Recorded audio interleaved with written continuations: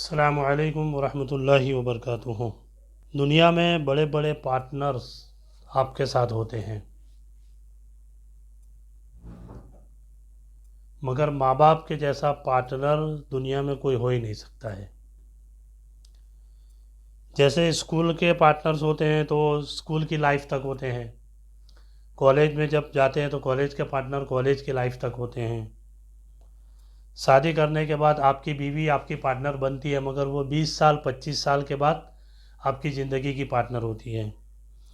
मगर माँ बाप एक ऐसे आपके लाइफ के पार्टनर है जो बचपन से लेकर जवानी तक और जवानी से लेकर बुढ़ापे तक आपकी ज़िंदगी के हर पहलू को उन लोगों ने देखा होता है। यानी आपकी ज़िंदगी के अगर बेस्ट कोई पार्टनर है तो वो आपके माँ बाप है।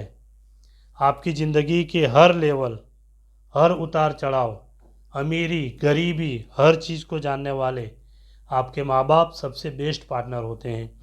इसलिए हमेशा याद रखना, आपके माँ बाप की बराबरी दुनिया का कोई पार्टनर नहीं कर सकता है। दूसरी बात, माँ बाप ने अगर अपनी जायदाद आप पर लुटाई हो या न लुटाई हो, मगर अपनी ज़िंदगी की पूरी पूंजी यानी आपका पूरा टाइम माँ बाप ने आप पर वक़्फ़ कर दिया होता है। हम सोचते हैं कि मेरे माँ बाप ने मेरे लिए क्या किया, मेरे माँ बाप ने इतनी जायदाद इतनी धन दौलत मेरे लिए लुटाई। याद रखना, माँ बाप ने आपके लिए धन दौलत लुटाई हो या न लुटाई हो, मगर अपनी ज़िंदगी का हर लम्हा माँ बाप ने आपके लिए लुटा दिया होता है, अपनी ज़िंदगी को आपके लिए वक़्फ़ कर लिया होता है। इसीलिए माँ बाप की आपकी ज़िंदगी में जो रोल होता है, जो पार्टनरशिप होती है, वो दुनिया के किसी बंदे के अंदर नहीं होती है। मुझे पता है, जब मेरे बाप का इंतकाल हुआ उसके बाद मुझे एहसास हुआ कि जिस तरीके से नमक आटे के अंदर घुल मिल जाता है और पता नहीं चलता है कि नमक कहाँ गया, उसी तरीके से बाप आपकी ज़िंदगी के अंदर ऐसे घुल मिल जाता है कि आपकी ज़िंदगी के हर आजा में आपके बाप का अक्स नज़र आता है। जिस तरीके से नमक आटे में मिल जाता है, उस तरीके से माँ बाप और बाप आपकी ज़िंदगी के अंदर आपके पूरे जिस्म के अंदर फैल जाता है और आपका बाप हर जगह आपकी रहनुमाई करता नज़र आता है। याद रखना, अगर माँ बाप हयात नहीं है तो आपके भाई बहन के साथ खाना खाओ, आपकी बहन में आपकी माँ और आपके भाई में आपके बाप का अक्स नज़र आएगा। हमेशा अपने माँ बाप के बाद भाइयों और बहनों के साथ सलाह सूचन उनके लेनी चाहिए, उनके साथ खाने पीने के लिए बैठना चाहिए। माँ बाप हमेशा रोकते हैं, माँ बाप हमेशा टोकते हैं, ये बच्चों को अच्छा नहीं लगता है। कुछ लोग ये बात भी करते हैं कि हमेशा हमारे माँ बाप हमको रोकते हैं, हमको टोकते रहते हैं। मगर याद रखना, स्कूल की ज़िंदगी के अंदर आपने देखा होगा, जब आप क्लास में जाते हैं, आप मैडम से परमिशन मांग कर स्कूल के अंदर एंटर होते हैं। मे आई कम इन मैडम, मे आई कम इन सर। जब कुछ बात पूछनी होती है स्कूल के अंदर, आप हाथ उठाकर अपने मैडम से अपने सर से सवाल पूछते हैं। तो स्कूल की ज़िंदगी वो सिर्फ एजुकेशन के लिए नहीं होती है, स्कूल की ज़िंदगी आपके पूरी लाइफ और आपकी ज़िंदगी को बनाने के लिए होती है। आप स्कूल के अंदर सीखते हैं कि हम ज़िंदगी के अंदर उतार चढ़ाव कैसे पार कर सकते हैं। तो इसीलिए माँ बाप आपकी ज़िंदगी का ऐसा रोल मॉडल होता है कि वो हमेशा आपको रोकते हैं, टोकते हैं, इसलिए कि आपकी ज़िंदगी अच्छे से अच्छे बेहतर तरीके से गुजरे। आपने देखा होगा, एक बंदा इंटरव्यू के लिए कहीं बैठा हुआ था, वो देख रहा था ऊपर के मंजिले के ऊपर इंटरव्यू वो ले रहे थे, और ये दिल में बैठा बैठा बहुत खुश हो रहा था कि अगर काश मैं इंटरव्यू में पास हो गया। पूरी लाइफ यानी 20 साल 25 साल 30 साल तक अपने माँ बाप के पास रहा। माँ बाप हमेशा रोकते हैं, टोकते हैं और कुछ ना कुछ नसीहत करते रहते हैं।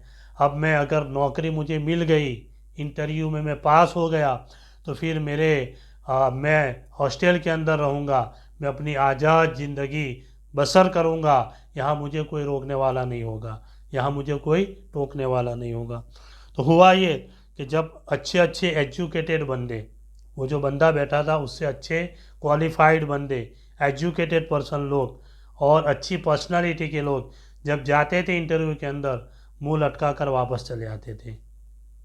ये बंदा बैठा बैठा सोच रहा था कि यार इंटरव्यू में ऐसा तो क्या पूछ रहे हैं, इंटरव्यू में ऐसा तो क्या पूछ रहे हैं, कितने बड़े बड़े एजुकेटेड लोग और इतने पर्सनालिटी वाले लोग जाते हैं और वापस चले जाते हैं, किसी को इंटरव्यू में पास नहीं किया जाता। जब इस बंदे की बारी आई, सोच में कि मैं पास हो जाऊं, मैं मेरी मेरी फ्रीडम ज़िंदगी हो जाएगी, आज़ादी वाली ज़िंदगी हो जाएगी।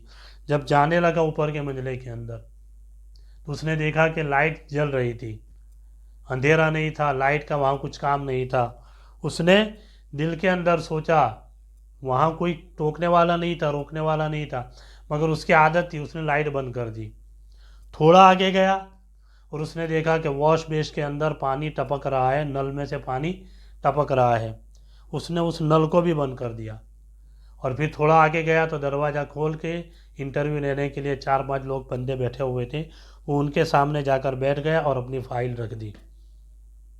उन लोगों ने फ़ाइल बंद की और कहा कि कल से तुम नौकरी पर आ जाओ।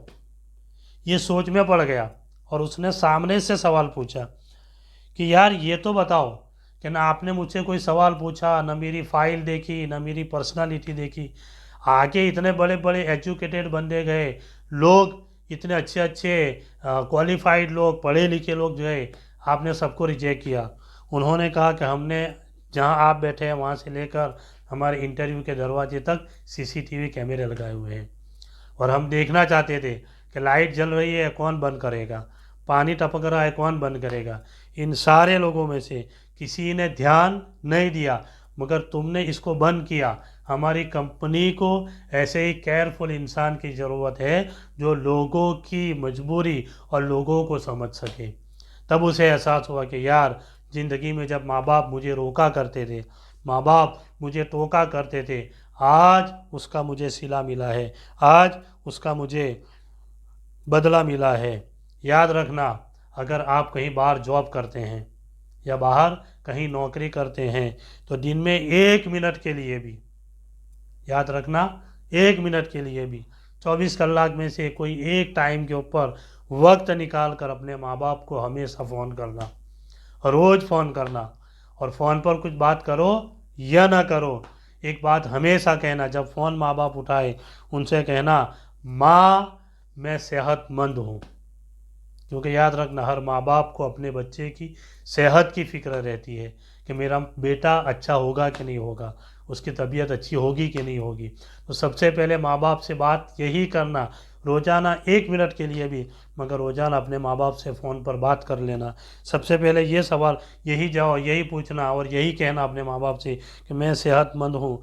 दूसरा पूछना कि मैं खुश हूँ। याद रखना, आज तक हमने अपने माँ की कौन सा अच्छा कलर उन्हें पसंद है, कौन सी उसको डिश पसंद है, कौन से कलर के उनको कपड़े पसंद है, शायद ही किसी को पता हो। दुनिया में किसी बच्चे को अपने माँ की इस पसंद को पता नहीं होगा। याद रखना, अल्लाह ने माँ का वो मकाम बनाया है कि जब तुम कहीं से आ रहे हो, तुम्हारा चेहरा देखकर माँ को पता चल जाता है कि आज मेरा बेटा खुश है या गम में है, आज मेरे बेटे को फला चीज़ खाने की इच्छा है, आज मेरा बेटा फला कपड़े पहनेगा। तो ये माँ बाप के लिए होता है। हमें भी चाहिए कि अपने माँ बाप की पसंद नापसंद, उनको कौन सा कलर पसंद है, उनको कैसे कपड़े पसंद है, उनको कौन से खाने में डिशेस पसंद है, अगर ये हम माँ बाप के साथ रवैया इख्तियार करेंगे तो यकीन जानो माँ बाप इतने खुश होते हैं। बिस्तर पर पड़े हुए हैं, बिस्तर पर पड़े हुए हैं, हसरत भरी निगाहों से देख रहे हैं, न बेटा पास है, न बेटी पास है, न बहुएं पास है। क्यों? इसका रीज़न एक ये भी है कि बचपन में हमने अपने बच्चों को टाइम नहीं दिया, बचपन में हमने अपने बच्चों को वक्त नहीं दिया। अगर बच्चों को वक्त दिया होता तो याद रखना, ये बच्चे बुढ़ापे में आपको टाइम देते, आपको वक्त देते। मगर होता ये है कि माँ हमेशा बच्चे के साथ रहती है, इसलिए माँ बच्चे की बेस्ट फ्रेंड हो जाती है और बाप के लिए हमेशा कहती रहती है, बच्चे को हमेशा डांटती रहती है, ये काम मत करना तेरा बाप आएगा तो तुझे मारेगा, ये काम मत करना तेरा बाप आएगा तो तुझे रोकेगा, ऐसा काम मत करना, फला काम मत करना। तो हमारी नज़र के अंदर माँ चाँद का टुकड़ा बन जाती है और बाप हमारे लिए आग उगलने वाला सूरज बन जाता है। याद रखना, माँओं से भी मैं कहूँगा, कभी भी अपने बच्चों के सामने बाप की कभी बुराई मत करें। उन माँओं से कहूँगा, इन लेडीज़ के ख़वातीन से भी कहूँगा, कभी अपने बच्चों के सामने अपने शौहर को नीचा ना दिखाए, कभी अपने बच्चों के सामने अपने शौहर के लिए कोई गलत बात न करे, क्योंकि उनके दिमाग के अंदर नेगेटिव फीलिंग आनी शुरू हो जाती है। याद रखना, माँ अगर 9 महीने पेट में रख कर तुम्हें पालती है तो बाप अपने दिमाग में रख कर बच्चे के लिए मेहनत और मजदूरी करता हुआ नजर आता है। ये बाप का भी मकाम है। अल्लाह के रसूल ने इरशाद फरमाया है कि माँ के कदमों के तले अल्लाह ने जन्नत रखी है, तो बाप को अल्लाह ने जन्नत का दरवाज़ा बनाया है। हमेशा माँ बाप की इज़्ज़त करते रहना चाहिए। उन औरतें से कहूँगा कि हमेशा अपने शौहर के लिए अच्छा सोचा करें, बच्चों के सामने, अपने ससुराल वालों के सामने, अपने पियर वालों के सामने हमेशा अपने शौहर की इज़्ज़त किया करें, हमेशा अपने शौहर की बड़ाई बयान करते रहना चाहिए। क्योंकि कुछ औरतों को देखा है अपने शौहर को गुलाम बनाकर खुद गुलामी की ज़िंदगी जीती है। मगर याद रखिए, कुछ औरतें ऐसी होती है कि अपने शौहर को बादशाह बनाकर खुद रानी वाली ज़िंदगी जिया करती है। तो ये आपके ऊपर है कि आप गुलाम बनाकर गुलामी की ज़िंदगी जीना चाहती है, या आप अपने शौहर को बादशाह बनाकर आप महारानी की तरह ज़िंदगी गुजारना चाहती है। लास्ट और आखिरी बात, हमेशा के लिए तमाम लोगों से गुजारिश करूँगा कि ये माँ बाप का रिश्ता अल्लाह ने ऐसा बनाया है कि अल्लाह ने एक मिसाल भी दी है कि अल्लाह ताला अपने बंदों से 70 माँओं से भी ज़्यादा मोहब्बत करता है। मैं आप तमाम हज़रात से गुजारिश करूँगा, इन बेटों से, इन नौजवानों से गुजारिश करूँगा, माँ बाप कैसे भी है, उनके कदमों के तले अल्लाह ने जन्नत रखी है। हमेशा इस बात को याद रखना है। अगर आप चाहते हैं कि आपकी ज़िंदगी खुशनुमा बन जाए, आपकी ज़िंदगी हमेशा खुशियों से भर जाए, तो हमेशा माँ बाप की इज़्ज़त करते रहना। जो बंदे माँ बाप की इज़्ज़त करते हैं, माँ बाप का कहना मानते हैं, माँ बाप की खिदमत करते हैं, यकीन जानो अल्लाह तबारक व तआला पूरी लाइफ, पूरी ज़िंदगी उसकी खुशियों से भर देता है। और माँ बाप से भी मैं कहूँगा, हमेशा अपने बच्चों के लिए वक्त निकाला करें। हफ्ते में या 15 दिन में, महीने में एक मरतबा अगर छोटे बच्चे हैं उन्हें बाहर लेकर जाए, बाहर की दुनिया दिखाए।